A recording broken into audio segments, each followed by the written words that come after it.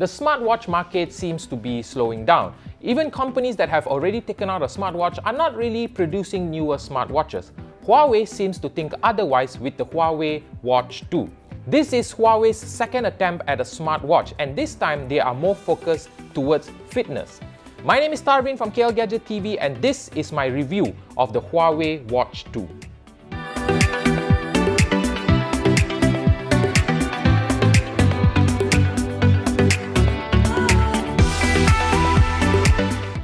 Let's start off by taking a look at the outside of the watch.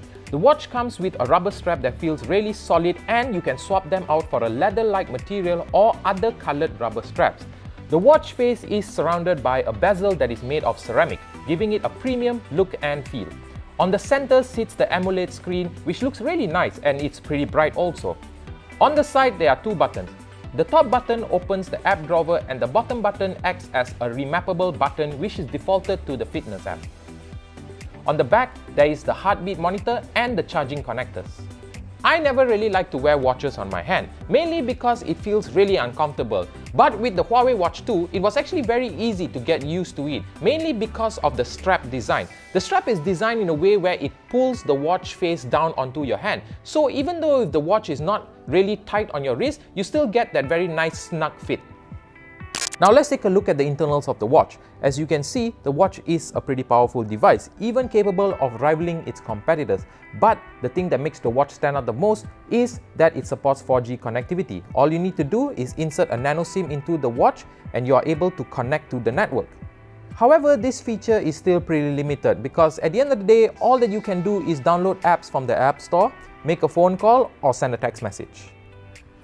Here we have the Huawei Health app.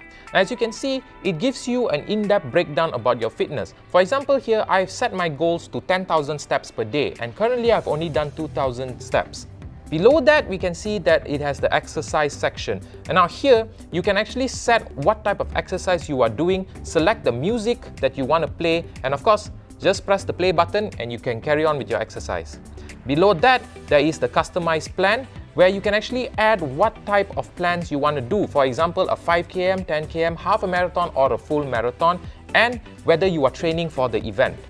Now, below that, we have the heart rate section, which shows you your resting heart rate and the peak heart rates and the low heart rates for each day of the week. One of the good features that this watch has is that it comes with Android 2.0. So the interface is actually very clean and very easy to navigate. Other than that, there is also a watch-only feature that will turn the smartwatch into a regular watch to save battery, but it will still count your steps. Another good feature Huawei has added, especially if you are in a desperate need of a charge. The heartbeat monitor also seems to work pretty well, and it can pick up my heartbeat even if the watch is loose on my wrist. I'm also very happy that Huawei has allowed the bottom button to be remapped, as I'm not really a fitness person, so for me, remapping it to the Spotify button was a great convenience, as I can play my music without even pulling out my phone. However, the watch does occasionally lag, especially when you're turning it on for the first time. And sometimes when you press the app drawer button, it does not register, forcing you to press it another time. There are also slowdowns all over the watch, like swiping through notifications, which tends to be very jittery, and sometimes launching app takes a while. Once the watch settles down, it seems to work much better.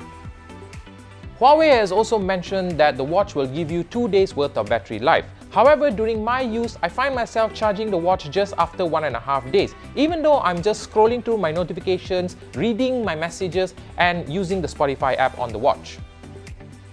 Overall, the watch does have its shortcomings, and even if you can overlook that, there is still the price tag of 1,999 ringgit.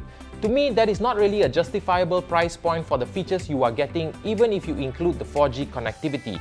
However, if you are someone that is looking for a pretty powerful smartwatch, then perhaps the Huawei Watch 2 might be the best companion for you.